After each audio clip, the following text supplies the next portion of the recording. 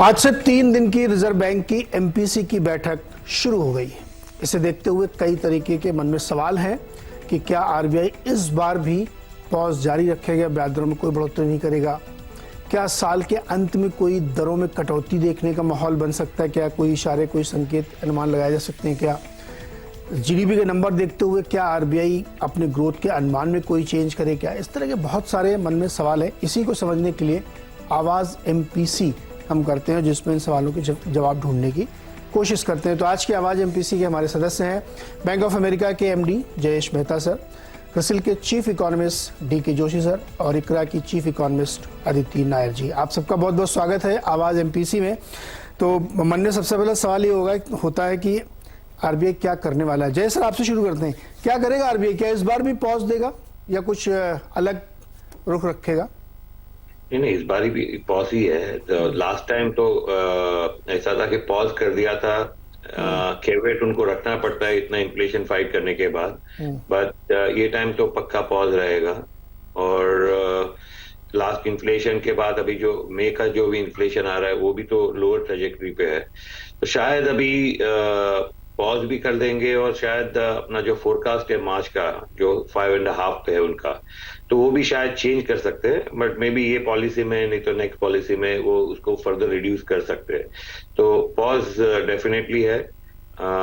Stance को भी change करना चाहिए, बट वो उनके हाथ में है, because removing accommodation at this moment it does not make much sense, but then it is completely up to them कि वो स्टांस चेंज करे कि नहीं करे। ओके, कमेंट्री सुनना होगा। जैसे नंबर्स तो बड़े अलग अलग तरीके के, इकोनॉमी के इंडिकेटर्स देखे तो बड़ी रोजी पिक्चर थी जीडीपी के नंबर देख करके, लेकिन बाकी जो ग्लोबल इम्पैक्ट है या ग्लोबल सिनेरियो उसमें कोई बहुत बदलाव तो हुआ नहीं है। हाँ, तो मेन थिंग इज इन्फ्लेशन जो अपना है ना। अभी जीडीपी नंबर आरबीआई का फोरकास्ट है 6.5, मार्केट का फोरकास्ट है 6 या 6.25, वो अलग चीज है। बट सीपीआई पे तो एटलीस्ट सारा फोरकास्ट, मार्केट का फोरकास्ट तो आरबीआई से बहुत लोअर है, यू नो, मार्च का। सो इन्फ्लेशन अपना है कंट्रोल में, अनलाइक अदर वेस्टर्न कंट्रीज। अपने यहाँ पे इन्फ्लेशन का अभी इतना प्रेशर है नहीं। Of course, there are 1 or 2%, 5% always probability, bad monsoon, globally कुछ हो सकता है, but as of today, in normal circumstances, inflation का worry, at least for the time being, India should be free from that. Okay, Joshi sir, आपको क्या लगता है कि आरबीआई क्या करेगा और कमेंट्री में क्या खास बात हो सकती है? देखिए, मैं जयेश भाई ने जो बोला पूरी तरह सहमत हूँ। इस बारी पॉज एक्सपेक्टेड है, और साथ में मुझे नहीं लगता कि वो जो उनका स्टांस है विड्रॉल ऑफ अकोमोडेशन उसको वो अभी उसमें कोई तब्दील करेंगे। और जहां तक ग्रोथ के आंकड़े, आपने सही कहा कि बहुत ही 2022-23 का डेटा काफी स्ट्रांग था। इवन फर्स्ट क्वार्टर जो इस साल का है, जो अभी आंकड़े आए हैं, जिनमें पीएमआईज सर्विस सेक्टर के 60 से ऊपर हैं और मैन्युफैक्चरिंग के 60 के 60 से थोड़ा सा ही नीचे हैं। तो एक तरह से स्ट्रेंथ इकोनॉमी की अभी भी बरकरार दिखाई दे रही है फर्स्ट क्वार्टर में। तो मुझे नहीं लगता कि वो उनकी जो फोरकास्ट थी वो मार्केट फोरकास्ट कंसेंसस से ऊपर 6.5% जीडीपी की थी, उसको वो बरकरार रखेंगे। और इन्फ्लेशन जो फोरकास्ट थी वो मार्केट फोरकास्ट कंसेंसस से ऊपर 6.5% जीडीपी की थी, उसको वो बरकरार रखेंगे। और इन्फ्लेशन जो है फर्स्ट क्वार्टर में उनकी एक्सपेक्टेशन से नीचे आएगी, और इस वजह से वो एनुअल फोरकास्ट जो 5.2 की थी वो 5% की तरफ ला सकते हैं। ओके, इन्फ्लेशन का चेंज कर सकते हैं, लेकिन जीडीपी में शायद एज इट इज बनाए रखेंगे। लेकिन जोशी सर, अब सीक्वेंसली ऐसा दिख रहा है कि इन्फ्लेशन थोड़ा इंच अप हो रहा है। नहीं, देखिए, जो मेजर रिस्क है इन्फ्लेशन, अभी जो एक तरह से जो गिरावट आपने देखी अप्रैल के महीने में और जो मई के महीने में देखेंगे और आप जून में भी देखेंगे, वो एक तरह से बेस इफेक्ट जो है पिछले साल इसी समय रशिया यूक्रेन कॉन्फ्लिक्ट बढ़ने के कारण कई कमोडिटीज और क्रूड के दाम बढ़ गए थे और वो अभी नीचे आ गए हैं। तो एक तो बेस इफेक्ट का असर है। और साथ साथ ये भी बात सही है कि जो कमोडिटीज हैं उनके दाम जो पहले एक्सपेक्टेशन से उससे ज्यादा तेजी से नीचे आए, तो ये दोनों चीजें, बेस इफेक्ट भी है। बेस इफेक्ट तो फेड हो जाएगा आपका थोड़े 3-4-5 महीने के बाद, तो उस समय फिर महंगाई थोड़ा सा ऊपर जाती हुई दिखाई देगी। पर हमारा मानना यह है कि इस साल में अगर मॉनसून नॉर्मल रहता है तो महंगाई की दर 5% के आसपास एवरेज करेगी, जो आरबीआई के अल्टीमेट टारगेट से तो ऊपर है पर कंफर्ट जोन में है, क्योंकि वो 6% के नीचे है। ओके अदिति मैम, आपका अनुमान क्या है? सेम रहेगा या कोई बदलाव कर सकते हैं? क्योंकि अब ऐसा लग रहा है कि देखिए इन्फ्लेशन थोड़ा थोड़ा मुझे तो लग रहा है बढ़ रहा है। जो लेटेस्ट मैंने 1-2 रिपोर्ट्स पढ़ी उसमें अप्रैल के मुकाबले मई में बढ़ा है, थोड़ा सा इन्फ्लेशन बढ़ा फूड में, खास तौर पे एडिबल ऑयल में और अनियन में, इस तरह की कुछ चीज़ें हैं जहाँ पे महंगाई बढ़ती हुई दिख रही है। नहीं, ये तो काफी वॉलेटाइल वैसे भी रहते हैं। मुझे मतलब जो मेजर चिंता है वो सीरियल्स में है। सीरियल्स में डबल डिजिट बना हुआ है इन्फ्लेशन। साथ साथ जो आपके खाद्य तेल के दाम थे, कुकिंग ऑयल के, वो नीचे आ गए, पर स्पाइसेस के दाम बढ़ गए। तो इस तरह से मतलब एक तरह से मिक्स्ड ट्रेंड्स चल रहे हैं। और राइस में भी खतरा बना हुआ है कि राइस में भी इन्फ्लेशन काफी ऊपर जा सकती है अगर मॉनसून ने साथ ना दिया। तो इसलिए एक तरह से अनिश्चितता फूड इन्फ्लेशन की बिल्कुल बनी हुई है। जहां तक आपका फ्यूल इन्फ्लेशन है और जहां तक कोर इन्फ्लेशन है, उनमें नीचे आना थोड़ा ऑलमोस्ट निश्चित ही है, क्योंकि ग्रोथ नीचे आएगी तो कोर इन्फ्लेशन भी नीचे आएगी।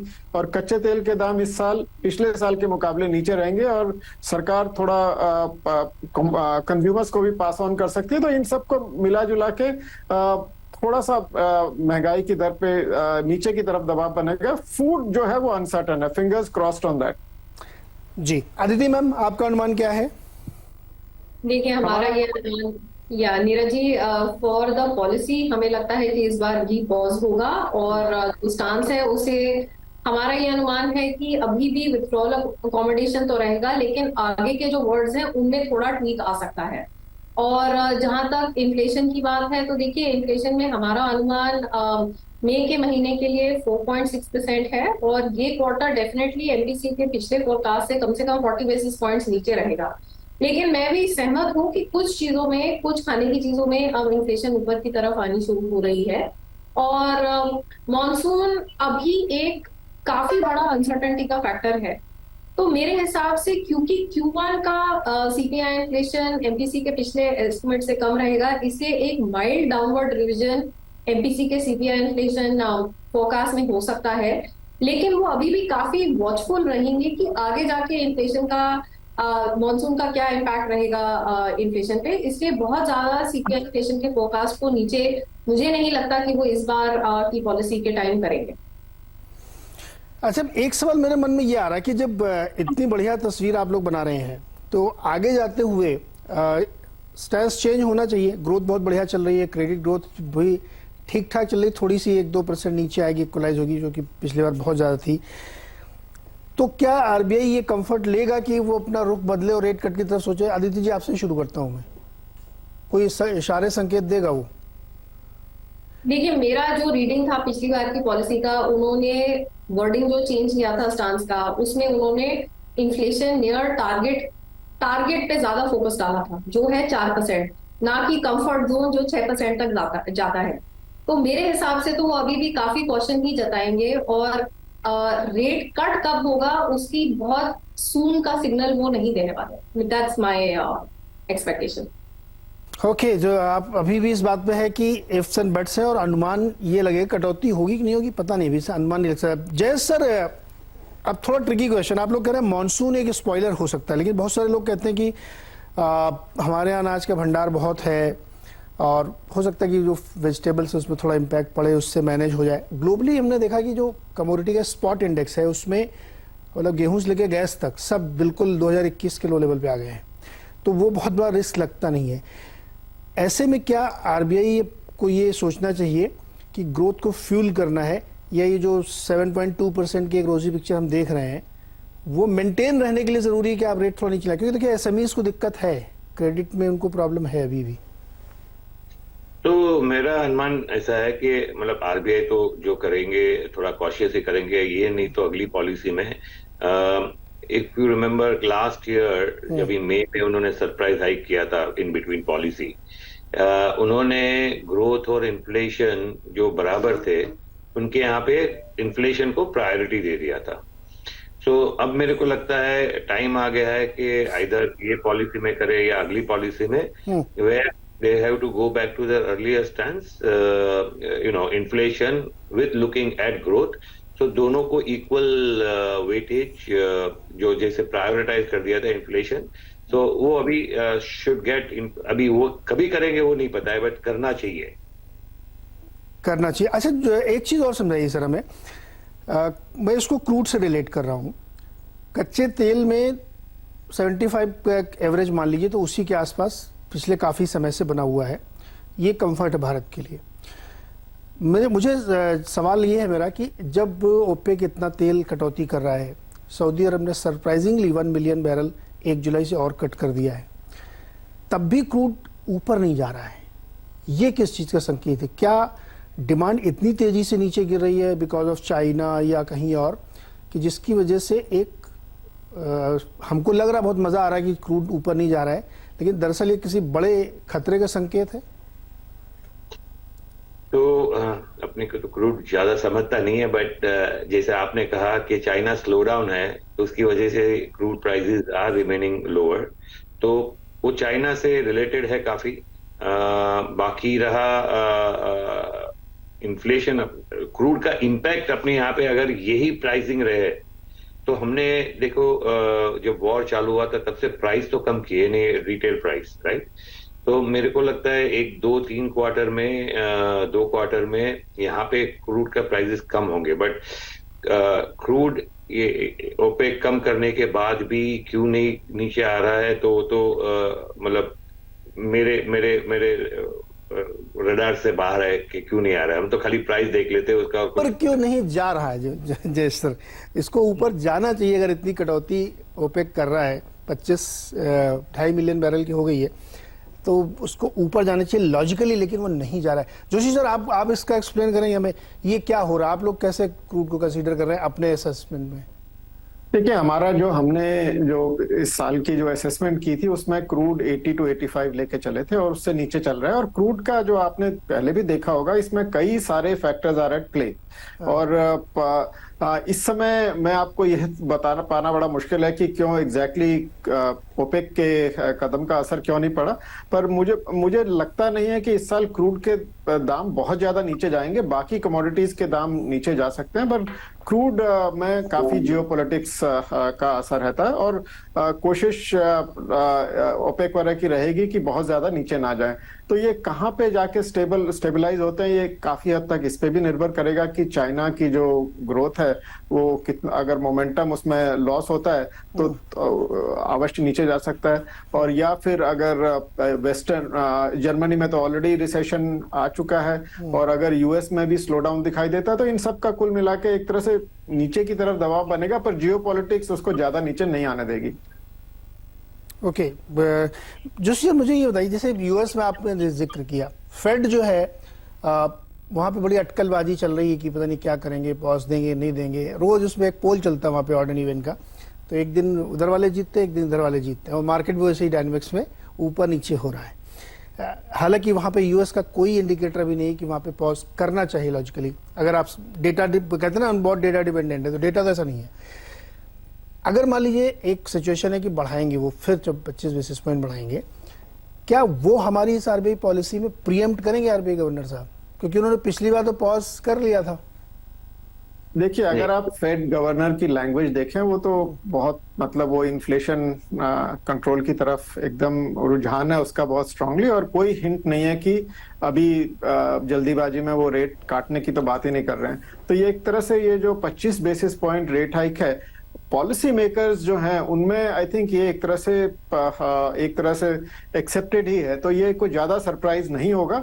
और अगर आप जो यूएस में जो वेज था मार्केट और फेड के बीच में, मार्केट सोच रहे थे कि रेट इसी साल काटना शुरू कर देंगे और फेड का रेट 2023 के एंड तक नीचे आ जाएगा काफी, पर अब उनका लग रहा है कि जो नए एक्सपेक्टेशन है वो ये है कि 5% के आसपास फेड रेट रहेगा 2023 में। इसका मतलब इस साल कोई रेट काटने की उम्मीद मार्केट की जो थी वो भी अब धीरे धीरे फेड हो रही है, तो एक तरह से वो भी फेड की तरफ कन्वर्ज कर रहे हैं। तो मुझे नहीं लगता कि ये जो इसका कोई सरप्राइज एलिमेंट है या फिर आरबीआई को उसको फैक्टर करने की जरूरत है, और ये शायद आखिरी फेड का आखिरी रेट हाइक होगा। जहां तक यूरोप और यूके का सवाल है, वो अभी ये जो दौर है रेट बढ़ाने का उसको जारी रखेंगे। इमर्जिंग मार्केट्स में तो ये ज्यादातर में इन्फ्लेशन और रेट हाइक्स पीक आउट कर चुके हैं। तो एक तरह से जनरल रुझान जो है ग्लोबल इकोनॉमी में, वो मॉनेटरी पॉलिसी में, वो एक तरह से सॉफ्टनिंग का या मैं कहूँगा पॉज का ज्यादा बन रहा है। और रेट कब काटेंगे वो तो lower for higher for longer की बात अभी यही नैरेटिव चल रहा है। अभी किसी के काटने की बात कोई नहीं कर रहा है। तो हमारा S&P का हमारा मानना यह है कि 2024 से पहले रेट कट यूएस में नहीं होगा, और इंडिया में भी हम मान के चल रहे हैं कि जनवरी मार्च के क्वार्टर में आरबीआई रेट काट सकता है। उससे पहले वो अभी पॉज ही बनाए रखेंगे, पहले स्टांस चेंज करेंगे, फिर उसके बाद फिर वो रेट कट करेंगे। जनवरी में उम्मीद रखिए 2024 में शायद वहां पे कटे। एक छोटा सा ब्रेक के बाद एक और एक सेटअप मेरे दिमाग में है जो मुझे एक्सप्लेनेशन चाहिए आप लोगों से। छोटे से ब्रेक के बाद तुरंत वापस आते हैं।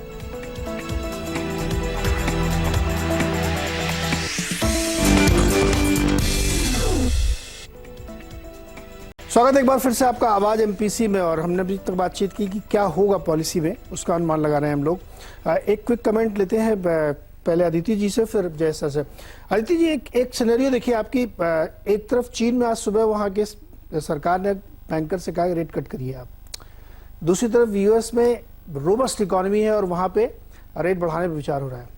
बीच में हम भारत हैं और यहाँ पे इन्फ्लेशन भी बहुत कंट्रोल में है और ग्रोथ बहुत शानदार है। तो ये भी एक इन्फ्लेशनरी सिनेरियो बनाता हुआ दिख रहा है आपको।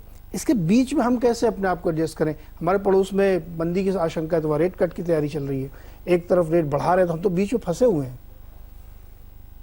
देखिए, दोनों चीजों का इम्पैक्ट कमोडिटी प्राइसेस पे होगा। जहां पे हम पेरिनियरली एक प्राइस टेकर हैं, तो जो हमें कार्ड्स डील किए जाएंगे कमोडिटी प्राइसेस की तरफ से, वो हमारे ग्रोथ और इन्फ्लेशन दोनों को इम्पैक्ट करेंगे। और इस सब में अगर देखा जाए तो मैं तो अभी भी कहूंगी कि बेस केस एक एक्सटेंडेड पॉज का ही बन रहा है। और मेरे हिसाब से तो नेक्स्ट ईयर के बीच तक शायद रेट कट शुरू होना मुश्किल है एट बेस्ट। जैसे जोशी जी ने कहा जैन टू मार्च क्वार्टर, लेकिन उससे थोड़ा लेट भी हो सकता है अगर Indeed inflation, food inflation El Nino या डिलेड मॉनसून की वजह से थोड़ा ऊपर चले जाती है अगले 2-3 महीनों में, और उसका अगर लिंडरिंग इम्पैक्ट होता है। साथ ही साथ जैसे आपने कहा, अमेरिका में जो सिचुएशन है वो चाइना से काफी फर्क है, तो दोनों का कमोडिटी प्राइसेस पे काउंटर बैलेंसिंग सा इम्पैक्ट होना चाहिए, विच इज गुड। बिकॉज अगर हम पिछले साल से कंपेयर करें तो अभी कमोडिटी प्राइसेस उस पीक से तो काफी नीचे हैं, और ये एक ज्यादा कंफर्टेबल पोजीशन है हमारे कॉर्पोरेट्स के लिए। और कुछ सेक्टर्स में पास थ्रू होना चाहिए टू लोअर प्राइसेस, जो डिमांड को सपोर्ट करेगा। तो overall I would say that base case तो एक्सटेंडेड पॉज का ही बना हुआ है, और मैं सहमत हूँ कि पहले स्टांस चेंज होगी, उसके बाद ही जाके रेट कट्स की हमें आशा रखनी चाहिए। ओके, जय सर, एक क्विक कमेंट आप पूछिए। इलेक्शन ईयर है, बड़ा खर्चा करने वाली है सरकार, और मॉनसून एक थोड़ा स्पॉइलर है। ट्रिकी सिचुएशन रहेगी क्या इस बार की? इसलिए मैंने दो चीज कहा ही। ऑयल प्राइस जो आरबीआई के अनुमान से क्रूड प्राइस $95 थे, we are at $75। Maybe 2-3 quarter में आप सरप्राइज फ्यूल प्राइस कट भी देख सकते हो, यहाँ पे रिटेल फ्यूल प्राइस कट, तो वो भी हो सकता है। तो वो काउंटर बैलेंसिंग हो जाएगा। जी, ये इंटरेस्टिंग है। देखिए, चूंकि सरकार के सामने और सिचुएशन ये है कि बहुत सारे ऐसे कदम हो सकते हैं जो इन्फ्लेशनरी हों, तो शायद आरबीआई के सामने चुनौती रही कि अगर आप कंफर्ट सिचुएशन में है तो स्टांस बदलने की या रेट में कोई छेड़छाड़ करने की जरूरत नहीं है। अगर इसी दर पे ग्रोथ हो रही है तो क्या दिक्कत है। बहुत बहुत शुक्रिया आप सब लोगों को हमारे साथ जुड़ने के लिए, और अब हम लोग इंतजार करेंगे 8 तारीख का जब ये पॉलिसी का अनाउंसमेंट होगा, देखेंगे उसमें क्या हुआ और फिर सभी मेहमानों के साथ जुड़ेंगे और चर्चा को आगे बढ़ाएंगे। बहुत बहुत शुक्रिया सर।